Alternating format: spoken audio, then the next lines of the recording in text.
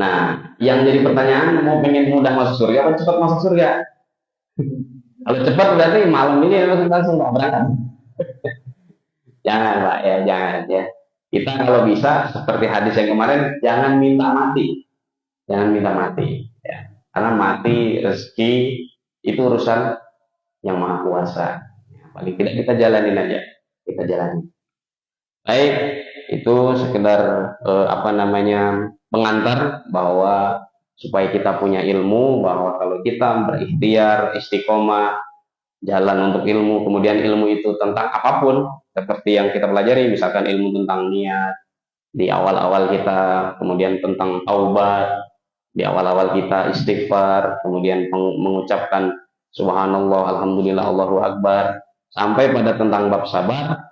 Kalau ilmunya kita tahu, kemudian kita laksanakan, insya Allah akan menambah berkah bagi kita dan pikiran kita insya Allah jadi tenang, jadi tenang. Baik, mari kita baca surat Al-Fatihah. Kita khususkan untuk Syekh Abi Zakaria Yahya bin Syaraf An-Nawawi, pengarang musannif musannif dari kitab Riyadus Shalihin. Riyadus Shalihin artinya adalah taman taman orang-orang yang soleh. Artinya di sini diceritakan, diriwayatkan di dalam hadis Rasulullah adalah cerita-cerita orang yang soleh terdahulu. Nah, kita bisa ikut. Walaupun kita masih dosa, masih masih berusaha, masih kadang-kadang salah, ya nggak apa-apa. Kita disolihin ini bisa balik lagi istighfar, beres kan gitu. Tapi kalau tanbihul ghafilin ini agak berat. Tanbihul ghafilin ya. Tanbihul ghafilin itu saklek, Pak. Kalau dia melakukan dosa, diingat-ingat terus dosanya. Agak-agak susah dan harus benar-benar apa namanya taubatnya. Kalau di kitab Riyadhus Shalihin enggak, kita lakuin dosa, istighfar, tulus, besok ternyata nggak sengaja ngelakuin dosa lagi, istighfar lagi, maka diampuni. Ya. Wah kok gitu Mas kok? Ya beda-beda. Ya artinya ngajinya itu ada yang saklek, ada yang enggak. Jadi kita tergantung dari apa namanya mas takotum kemampuan kita. Ya kita lagi semangat semangatnya dikasih hadis yang apa namanya keras, nggak jadi lagi nanti, nggak jadi. Makanya kita tentang Riyadus Shalihin. Mari kita baca surat Al-Fatihah. Kita khususkan untuk Imam An Nawawi mengarang kitab Riyadus Shalihin. Al-Fatihah adalah hadratul habibina wa syafiina wa qurrati a'yunina sayyidina wa Muhammadin wa ala alihi wa ahli baitihi khususan Syekh bin Zakaria Yahya Syaraf An-Nawawi. Allah Ta'ala yaghfir lahum wa yarhamhum wa yu'lil darajatuhum wa min barakatihim wa asrarihim wa ulumihim fid dini wa dunya wal akhirah. Syekh lahum al-Fatihah. A'udzu billahi minasy syaithanir rajim. Bismillahirrahmanirrahim. Alhamdulillahi rabbil alamin arrahmanir rahim maliki yaumiddin. Iyyaka na'budu wa iyyaka nasta'in. Ihdinas siratal mustaqim. Siratal ladzina an'amta 'alaihim ghairil maghdubi 'alaihim waladdallin. Amin. Hadis ke-16 bab sabar di kitab yang kuning ini. Kalau di fotokopian sekitar 38, 40. Hadis ke-16. Kita ulang satu hadis dulu Pak ya. Nah, coba. Yang baca Pak Sudar coba yang baca. Dari Anas. Wa an Anas radhiyallahu.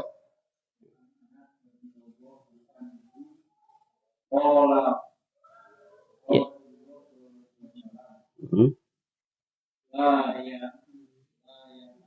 Manayanna.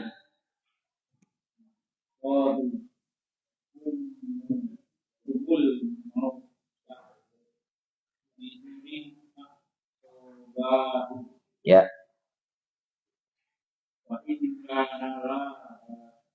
Buddha. Yakul.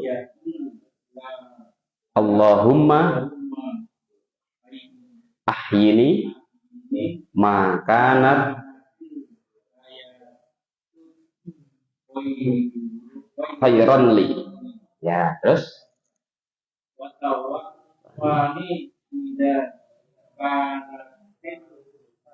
wafat khairun li. Muttafaqun alaih. Apa Pak, sambil kalau ini dicoret-coret di kitabnya atau di buku fotokopinya nggak apa-apa. Baik, kita hadis yang ke-16 kita ulang kembali kemarin. Bismillahirrahmanirrahim. Wa an Anas radhiyallahu anhu qala, dari sahabat Anas. Jadi musnad hadis itu mau sahih, mau hasan, mau maudhu atau dhaif, dilihat dari sahabatnya nih Pak. Jadi yang ada di an ini, wa an itu adalah sahabat yang sudah pasti ketemu di zaman Rasulullah. Ya, ini sudah pasti. Jadi kalau ada di situ sahabat tapi tidak ketemu di zaman Rasulullah, mungkin bisa diartikan dhaif atau lemah hadisnya. Nah, ini Anas, ini adalah khadimun Nabi, apa namanya? Pelayan Nabi. Beliau masih muda sekali. Sekitar 15 sampai 20 tahun waktu Nabi masih hidup. Wa an Anas radhiyallahu an qala, dari Anas bin Malik radhiyallahu an, radhiyallahu, semoga Allah meridhai, berkata, qala Rasulullah sallallahu alaihi wasallam. Kita ketemu Pak Ahmad, hadis ke-39 kalau nggak salah, kalau itu 38 atau 39 atau 40 lah. Anas, la yatamannayanna ahadukumul maut. La itu kalimat takkid, penegasan. Jangan. Nah, yatamanna kalau bahasa kerennya jangan pesimis. Nah, jangan pesimis. Ya. Atau jangan mengharapkan ahadukumul maut, seorang mukmin salah satu dari kamu kematian, al maut. Jadi jangan minta mati.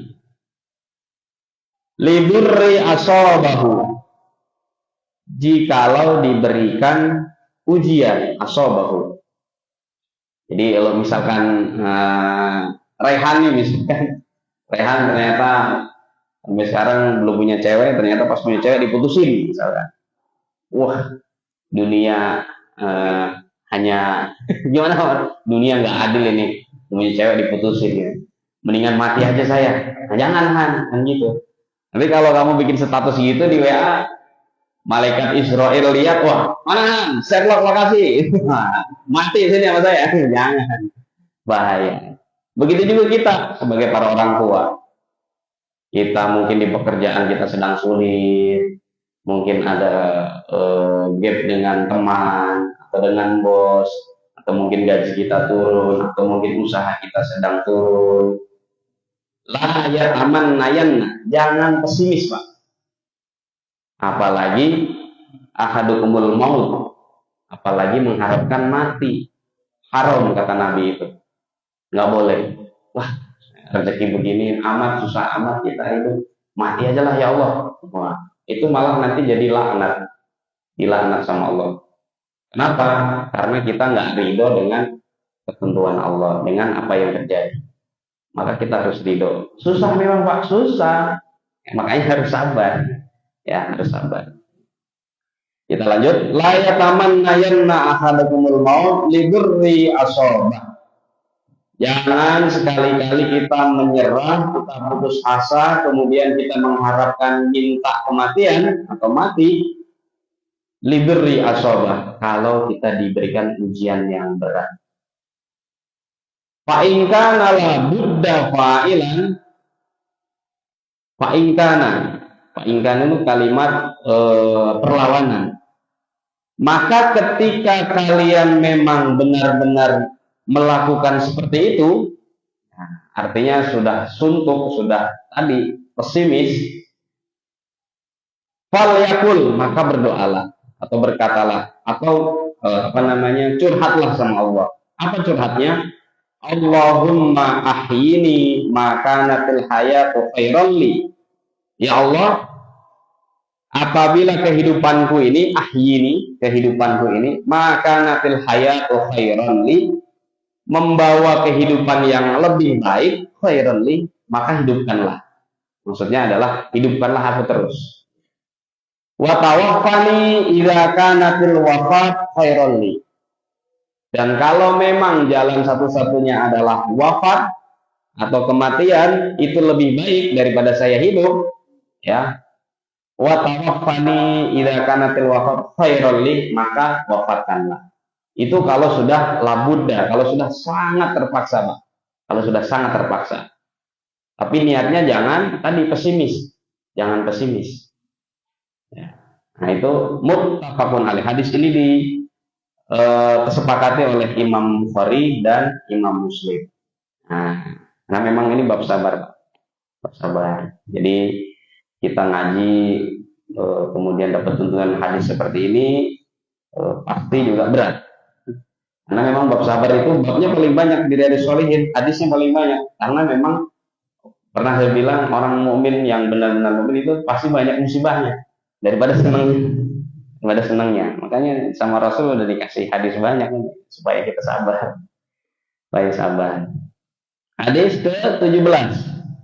Hadis ke-17. Wa an Abi Abdillah. Ada yang mau baca? Ini panjang. Panjang banget nih hadisnya. Wa an Abi Abdillah Khabbab bin Arad. Dari Abi Abdillah Khabbab bin Arad. Ini sahabat Abi Abdillah Khabbab ini adalah sahabat yang kalau bahasa kita kepo, suka kepo sama Nabi. Keponya yang positif. Jadi ketika taklim seperti ini, Khabbab ini, ya Abi Abdillah bin Khabbab selalu nanya tentang apa? Tentang sholatnya Nabi. Kira-kira Nabi itu sholatnya kalau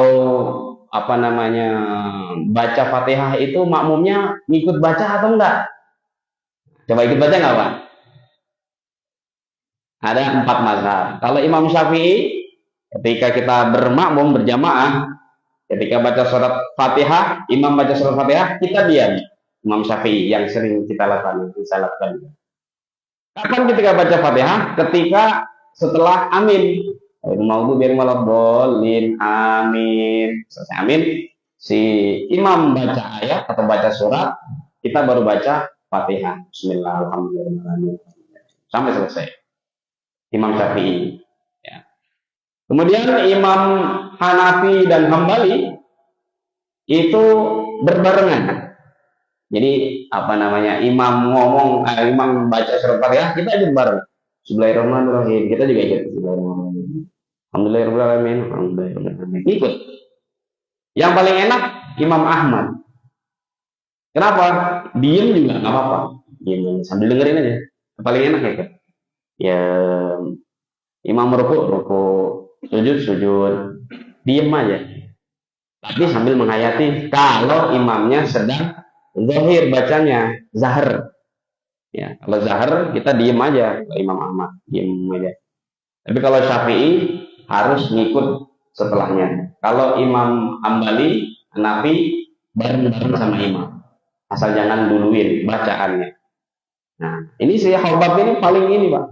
Terus saat Rasul ketika baca sendiri, misalkan baca Fatihah, kita Imam Syafi'i baca Fatihah setelah itu kedengarannya, Pak. Wajib bergerak mulutnya, dan sangat kedengaran lirih, dengan lirih dari Bismillah. Jadi lirih di kuping kita sendiri, jangan kuping yang lain. Di kuping kita sendiri, jangan keras-keras. Jadi imam baca surat, kita baca ini. Terus seperti itu. Kemudian kalau tasyahud, tahiyat, nanya lagi nih Khabbab ketika taklim seperti ini. Tasyahud, tahiyat itu kita wajib baca sampai akhir atau bagaimana? Wajibnya adalah yang penting ada tasyahud, persaksian, yaitu asyhadu alla ilaha illallah wa rasulullah, sama salawat. Allahumma sholli ala sayyidina Muhammad. Itu sampai situ sudah sah salat kita. Itu Imam Syafi'i paling gampang. Tapi kalau yang lain sampai terakhir fil alamina innaka hamidum majid juga sama sah.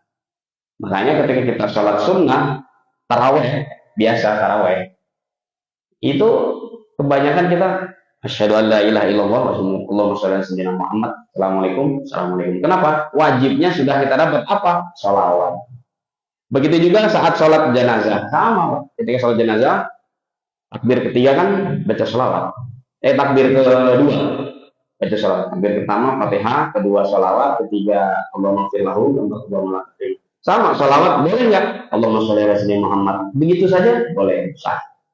Dilanjutin lagi kama sholli ala sayyidina Ibrahim wa barik ala sayyidina fil alamin majid juga boleh. Kalau salat wajib di tasyahud akhir kita sampai dengan akhir fil alamin. Tapi kalau salat sunnah sampai pada Allahumma sholli ala sayyidina Muhammad sah. Hanya jangan heran kalau tarawih baru kita gini asyhadu alla ilallah Allahumma sholli ala Muhammad assalamualaikum karena memang sudah sah sampai sholawat kita baca. Ya itu khobab itu kepo. Kita lanjut lagi. Wa an Abi Abdillah Khobab bin Arad radhiyallahu anhu syaqawna ila Rasulullah sallallahu alaihi wasallam wa huwa mutawassidun burdalahu fi diril Ka'bah. Syaqawna mengadu. Jadi si Abi Abdillah Khobab ini selain suka nanya kepo juga dia ingin diperhatiin sama Rasulullah, suka mengadu. Syaqawna ila Rasulullah sallallahu alaihi wasallam.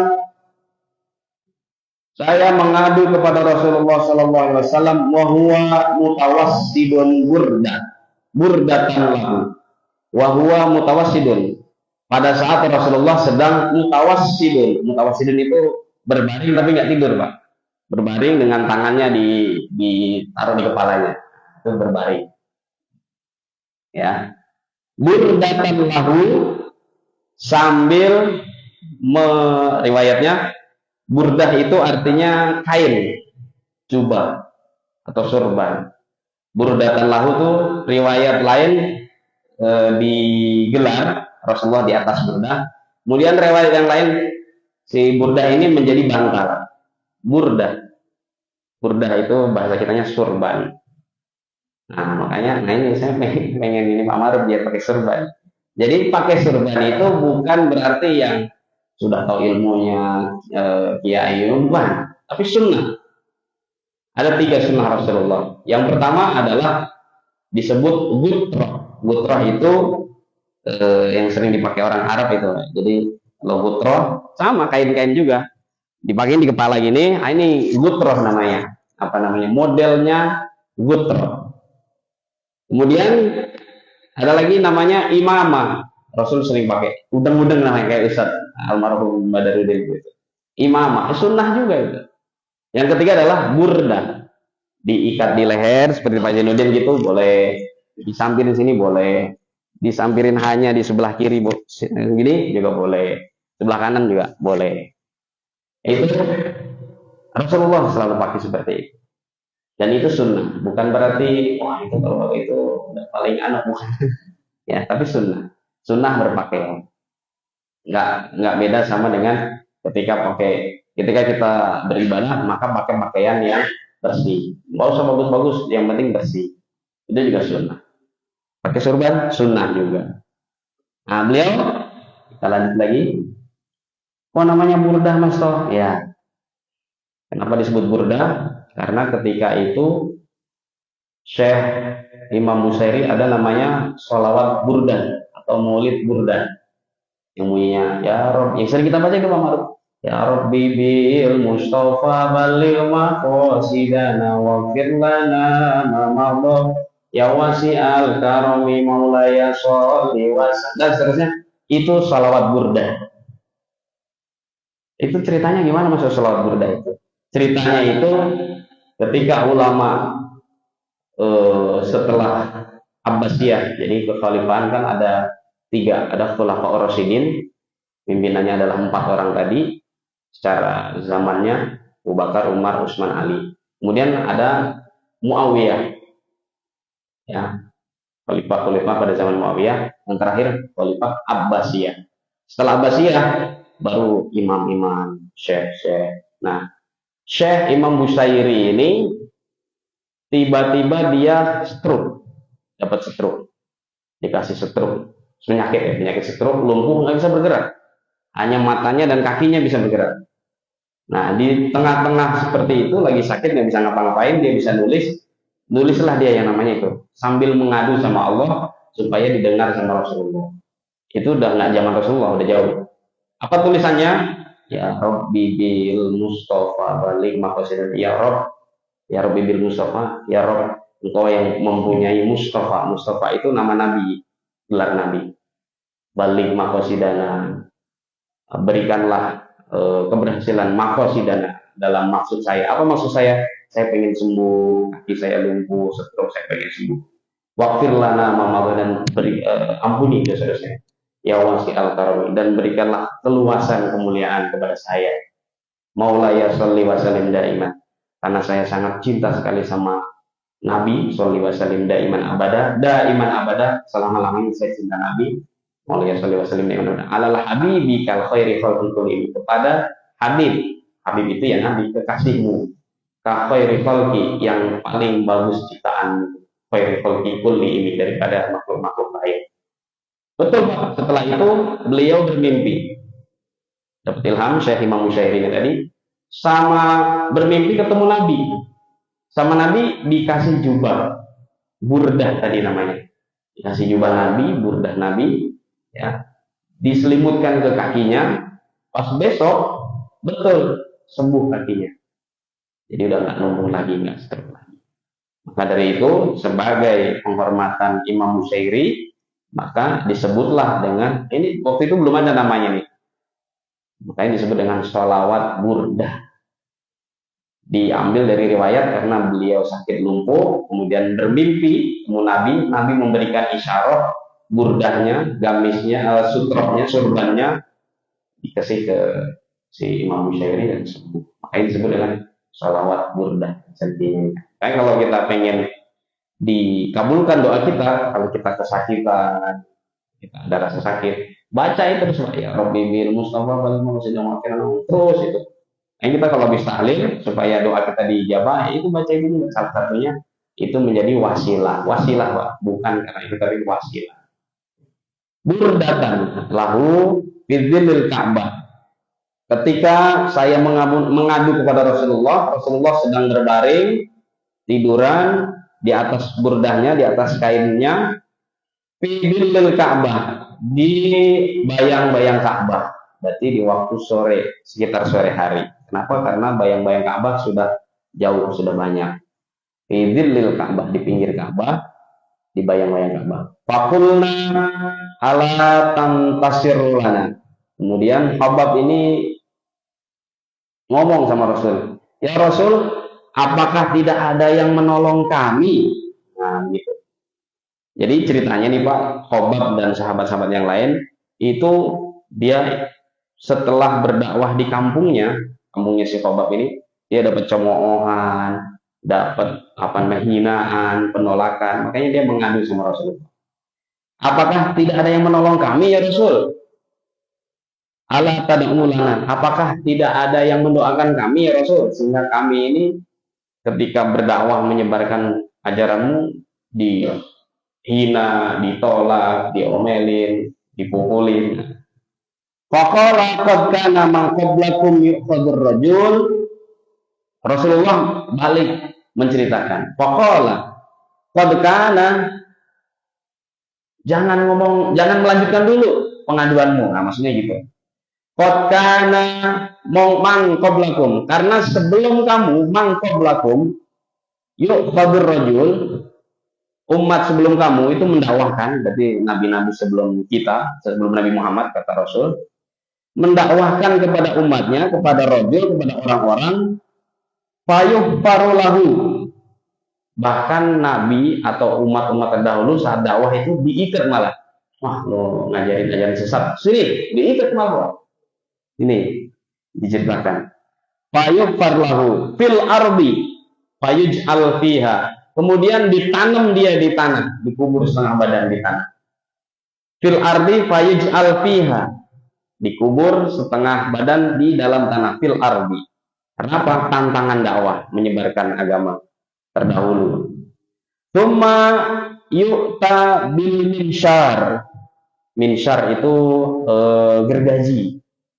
Kemudian diambillah gergaji itu, fayudau ala ra'sihi, digergajikan ke kepala mereka.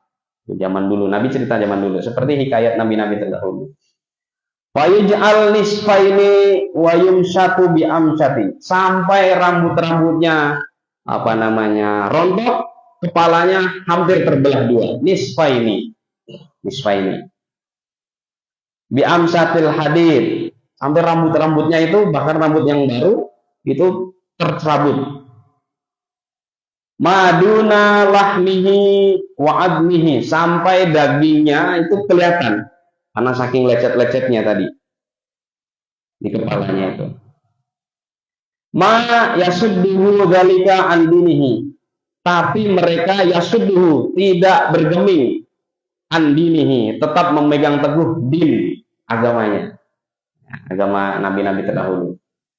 Kemudian Rasul min sona'i lahadatil maut, sampai pada suatu saat kalau ada yang melakukan perjalanan min sona ila hadratil maut sampai Yaman. Jadi kenapa di Yaman disebut hadratil maut? Karena banyak sahabat yang meninggal di situ.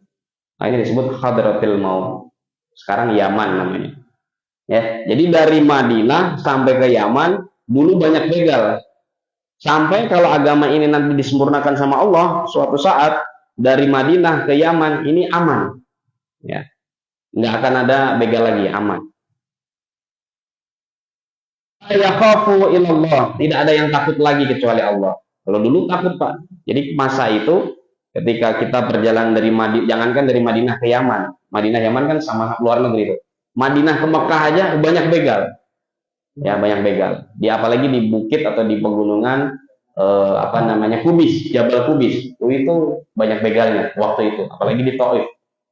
Tapi karena Rasulullah supaya meyakinkan si Khobab, tenang Khobab, demi Allah, kalau agama ini kelak sudah sempurna, disempurnakan oleh Allah, maka perjalanan kamu dari Son'ah itu sekitar Madinah, sampai pada Hadratil Maut Yaman, itu aman. Tidak ada yang takut lagi seperti saat ini, kata Rasulullah saat itu. Kemudian diumpamakan lagi sama Rasulullah, kalau agama kita ini sudah sempurna, sudah Fathul Makkah, futuh, wadhiba ala ghanamihi, dan serigala-serigala itu sudah tidak mau memakan domba-domba yang terlihat oleh dia. Jadi kalau zaman dulu yang punya domba kambing dimakan serigala, Pak. Tapi kalau agama sudah sempurna Islam, dhiba, serigala nggak akan doyan lagi sama domba atau kambing. Sudah kenyang gitu. Walakinnakum tasnajilun. Makanya kamu jangan tergesa-gesa ingin enak, ingin futuh, ingin baik semuanya, aman semua. Kenapa? Karena waktu itu Rasul masih pada masa perjuangan dakwahnya.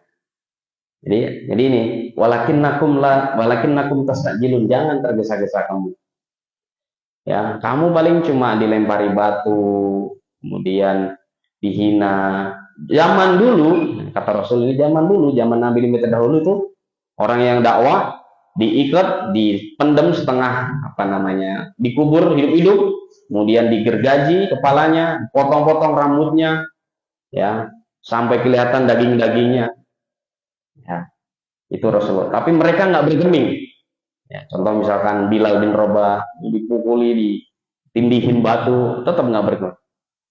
Nah, itu pelajarannya itu, Pak. Sama seperti kita, Pak. Kita kalau ngajak, ya kita ke musola, masih aja yang nggak bergeming, masih aja yang nggak mau, ya itu biarin aja. Nanti Tuhan yang ngurusin itu, Allah yang ngurusin. Yang penting kita udah ngajak, ya kan, seperti itu. Apalagi sudah dikasih Pak Maruf ada trik-triknya, masih juga. Nah itu tangan, itu tangan. Kita nggak usah tastajilun, kita nggak usah tergesa-gesa. Wah itu orang itu susah diajak, orang itu ya. Biarin aja, tetap kita lakuin apa yang kita bisa lakukan, dakwah kita, supaya yang lain juga nanti Allah yang ngurusin. Itu Pak ya.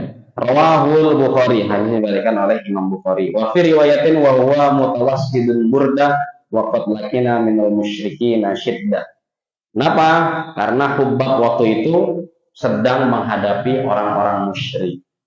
Makanya dalam ayat As-Saff yang sering kita baca, waladzi arsala rasulahu bil huda wa dinil haqq liyudhhirahu 'ala dini kullih walau karihal musyrikun. Kita kalau takbiran tambahin walau karihal munafiqun, walau karihal kafirun. Oh, itu udah biasa, Pak. Ya orang kafir, ya orang musyrik, ya orang munafik, pasti apa namanya, ngeledekin terus, ngapain gitu kan, ngapain sholat, ngapain ini, ngapain ngaji ini, ngapain itu. Nah itu, ngapain sih bikin-bikinnya? Pasti ada Pak.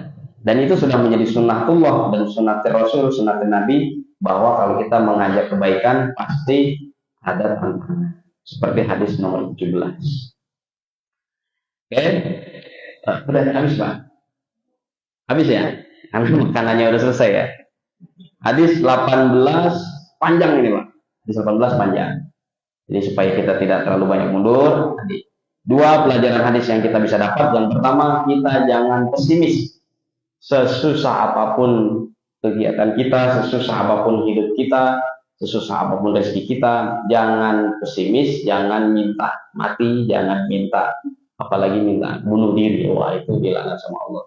Tapi tetap sabar. Kenapa? Innallaha yutawaffawna sabirin ajrahum bighairi hisab. Karena balasan orang-orang yang sabar, ajrahum bighairi hisab, akan diberikan pahala yang tidak ada hitungannya, yang tidak terbatas. Ya, itu tabungan kita, Pak. Anak kita sudah diatur, sabar aja, itu tabungan kita. Ya kan? Masyarakat kita yang mungkin diajak susah, itu tabungan kita, sabar. Keluarga kita atau rezeki kita seret, sabar, itu tabungan kita. Jadi kita nggak disangka, nggak dipikir, ternyata kita punya tabungan. Apa itu? Sabar, tabungan. Tabungannya sabar. Innallaha yatawaffas sabirin ajrahum bighairi hisab. Inilah kita sudah masuk bab 17, hadis 17 tentang sabar. Masih ada sabar, masih banyak Pak. Sampai 30. Berarti ya, banyak lagi lah, 13 lagi lah. 13 lagi, banyak lagi. Hadis nomor 18 ini panjang ya, tentang apa ini? Ini sama nih Pak, tentang iri. Apa-apa sebentar kita bahas apa. An Ibnu Mas'ud radhiyallahu anhu qala, lamma kana yaum Hunain, ketika terjadi setelah perang Hunain, asara Rasulullah sallallahu alaihi wasallam nasan fil ismah. Rasulullah sallallahu alaihi wasallam akan membagi-bagikan kismah, itu harta rampasan perang. Ya. Fa'atal aqra'abna habis mi'ata minal ibil. Ya. Jadi dibagi-bagikan kepada aqrabna habis, orang-orang yang baru masuk Islam, wala mi'ata minal ibil. Ibil itu onta. Anak-anak onta, ibil. Kalau onta jamal, yang udah dewasa gede ontanya. Tapi kalau ibil itu yang bibit-bibit. Mi'atan 100. Jadi dibagi-bagi Pak. 100 onta dibagi-bagi. Pak Yanto dapat 100 onta. Pak Ahmad 100 onta. Dapat 100 onta. Karena apa? Karena waktu itu ada 17.000 onta. Sama Rasul dibagi-bagi semua. Kita lanjut. Wa'ata Ubainah bin His mislu dzalik, sama 100.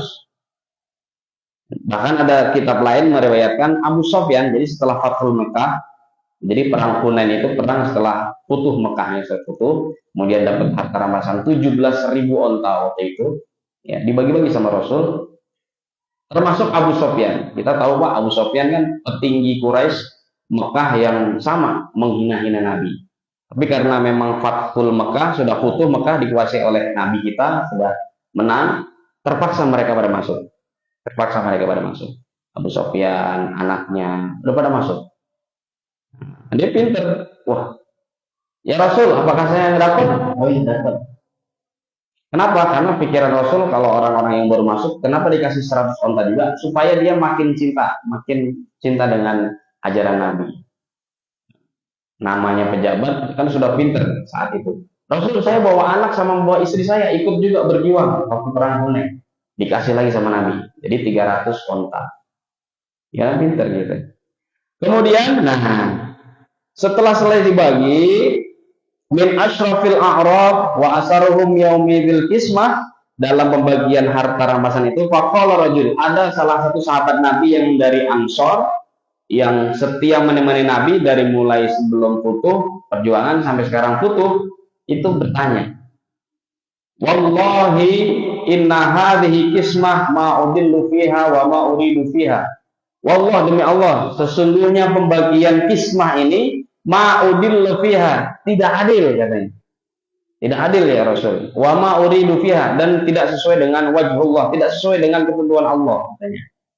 Padahal Rasulullah sebelum membagi itu malamnya beliau salat istikharah, dapat wahyu. Bagi ini semua ke yang baru-baru. Yang asor nanti ceritanya.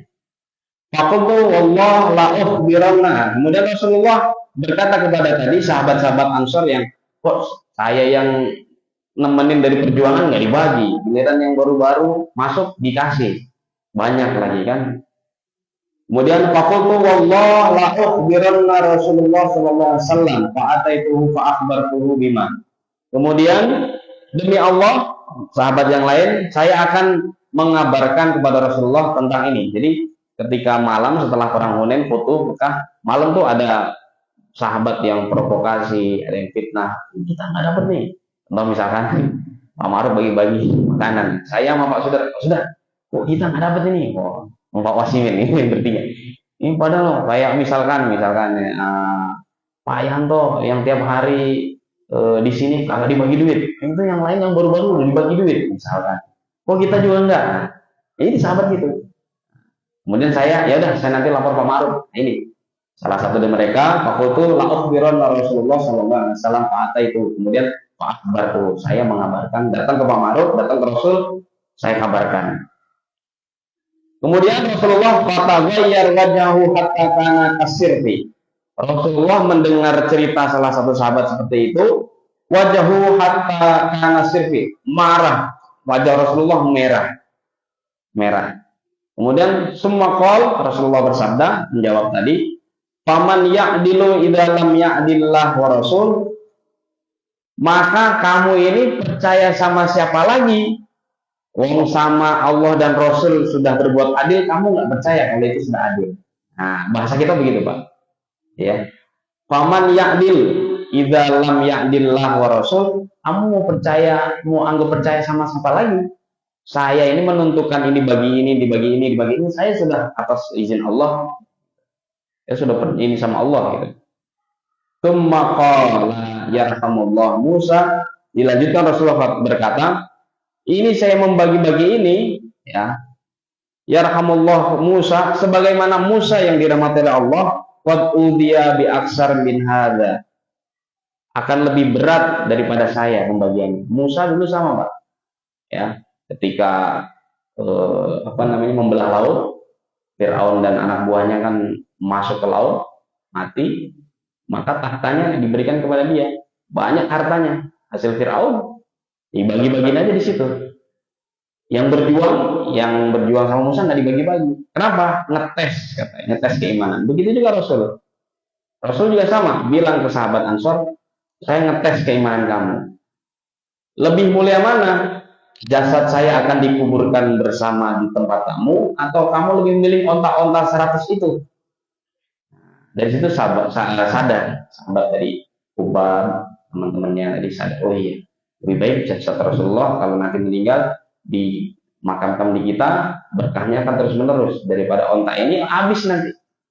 Dan betul, Pak, riwayatnya betul sampai sekarang. Makanya sahabat Ansor nggak dapat apa-apa, kan Muhajirin itu orang Mekah, Ansor itu orang Madinah. Dulu susah, saya tolongin orang Ansor kan gitu. Tapi nggak dapat apa-apa dari kismah dari harta rampasan. Tapi dia sekarang dapat berkahnya apa? Di situ ada makam Rasul dan Abu Bakar. Sampai sekarang berkahnya di situ. Lanjut, Pak, seperti halnya Musa waktu itu membagikan. Ya. Kemudian apa? Fasobaro. Lagi-lagi suruh bersabar. Tenang sahabat, sabar. Kamu nanti akan dapat bagian apa? Berkah. Saya akan ikut kamu sampai wafat, sampai dimakamkan di Madinah. Saya akan ikut kamu, ikut Ansor. Coba kalau ikut Muhajirin yang dibagi-bagi 100, Pak. Itu dimakamkan di Mekah itu Nabi kita. Tapi Nabi kita karena janjinya dia ikut Ansor, sampai mati pun di Ansor, dimakamkan di Madinah. Fasobaro, suruh sabar. Fakultu la ajramu la arfa'u ilaihi ba'daha hadisiyah. Betul kan? Kenapa? Kalau kamu dengan bersabar, maka kamu akan diberikan kebaikan. Ajramu arfa'u, akan diberikan ketinggian. Arfa'u darajat ilaihi, ba'daha hadisa, setelah kata-kata tadi. Hadisa, setelah kata-kata provokasi tadi. Kalau kamu setelah provokasi tadi kamu dikasih sabar, udah biarin itu harta rampasan. Kasih aja mereka orang Mekah biar sih. Jadi itu Bang, pelajaran di sini. Wa qaluhu kasir fi huwa bi kasri shad. Nah, ini kata fathah kasroh, shad, ahmar, merah. Mukanya Nabi merah. Ya, jadi itu hadis yang ke-18 saat Futuh Mekah bagi-bagi harta. Nah itu tadi ada yang iri, kok saya nggak dapat nemenin perjuangan. Sama nanti pas sekjen, kalau pas sudah 5 tahun nggak dibagi pensiun sama PRT, nggak usah sedih, sabar, nggak usah sedih.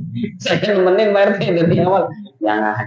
Maksudnya begitu ya. Jadi maksudnya seperti jadi begitu. Saya juga pengalaman jadi sekjen di RT. Ya, itu hanya sekedar guyonan supaya kita lebih paham dan lebih bisa memahami kontekstual hadis ini. Mudah-mudahan apa yang kita pelajari tentang sabar, tentang riwayat-riwayat kesabaran, riwayat-riwayat kesedihan, riwayat-riwayat tentang nabi dan nabi terdahulu, mudah-mudahan dapat kita ambil ibaratnya hikmahnya. Amin ya rabbal alamin. Tentunya kesalahan, kesilapan dari pribadi dan kebaikan kebenaran dari Allah. Kita tutup dengan doa kafaratul majelis. Subhanakallahumma wa bihamdika asyhadu an la ilaha illa anta astaghfiruka wa atubu ilaik. Mohon maaf. Assalamualaikum warahmatullahi wabarakatuh.